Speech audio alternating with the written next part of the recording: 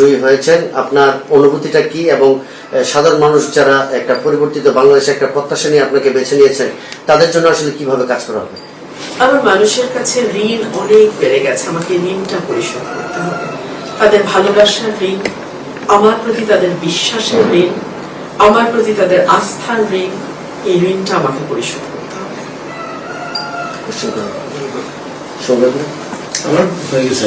সময় আমার মধ্যে 2000 কোশ্চেন। তারপর আমরা একটু আপনি তো বিভিন্ন সভা সমাবেশে বলেছিলেন যে হাঁস হচ্ছে লক্ষ্মীর প্রতীক এবং এই অবহেলিত জনপদের সাধারণ মানুষের ভাগ্য পরিবর্তনে এই হাঁস প্রতীককে বেছে নেবে, এখন তারা তো বেছে নিয়েছে, তো সেই ক্ষেত্রে আসলে তাদের উদ্দেশ্যে আপনার কি বলার থাকবে, তাদেরকে কিভাবে আপনার আশা জায়গায় তুলবেন? আমি যেই প্রতিশ্রুতিগুলো দিয়েছি নির্বাচনের তুমি এখন হাগু করবে, তোমার ভাবসাবের মনে হচ্ছে। যাও যাও বাবা যাও, ঠিক আছে। এই সুন্দর আমার সাথে তাদের কি সুন্দর কথা। সবাই হাসের নাম কি? আপনি কোন নাম বলতে পারছেন? আমি জানি না, এটা আমাকে একজন ভক্ত দিচ্ছে। হাসটা খুব সুন্দর, খুবই সুন্দর, খুবই সুন্দর। ঝুটিওয়ালা হাসির সে জানে সে সুন্দরী, সে জানে সে সুন্দরী। সে যখন আমার তাদের সুইমিং পুল আছে, এখন তুমি হাগু করবে না এখানে, সে জানে তার সুইমিং পুল আছে, সেখানে সে যখন নামে সে অন্য হাসির রাজহাঁস গুলোকে দৌড়ায় দেয়।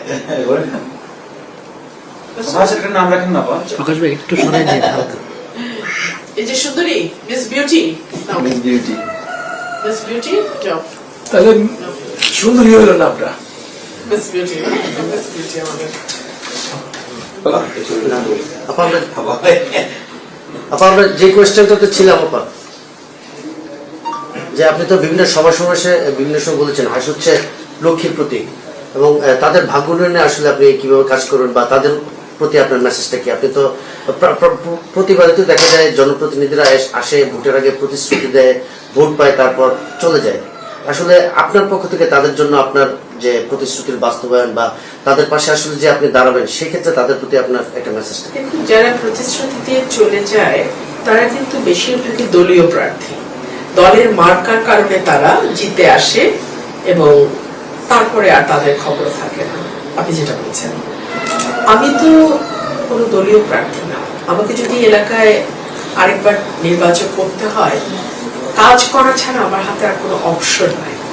ধরুন আমি যদি কমিটমেন্টের কথা, ডেডিকেশনের কথা, অনেস্টির কথা বাদও দিই, আমি যদি কাজ না করি এটা তো আমার নিজের জন্য ক্ষতিকর। সো আমার নিজেকে টিকে থাকতে হলে কাজ করতেই হবে, এর বাইরে আমার আর কোনো অপশন নেই। আপনার একটা কোশ্চেন, আপনি একটু আগে বলেছেন যে আপনার প্রায় 100-এর উপরে নেতাকর্মীরা বহিষ্কৃত হয়েছে। আপনাকে যদি দল থেকে জায়গা করে দেয়, আবার পুনরায় নিতে চাই, এগুলো হয়েছে, এই প্রশ্নগুলো একবার না, অনেক। আপনার নেতাকর্মীদের তাদের অবস্থা কি হবে? তাদেরকে তো আর নিবে না, সেক্ষেত্রে আপনি এই বিষয়টা নিয়ে কি না, এগুলো আচারে করে। আমাকে নিলে তো গোষ্ঠীর সময় আমাকে একলা নেবে দেখি। ঠিক আছে, অফিস থেকে পাঠালে লাগবে না, অফিস থেকে আসবে না, আপনারা ছাড়া তো করতে পারতাম। আপনারা ভাই হয়েছে না? হ্যাঁ, এখন জায়গা বলা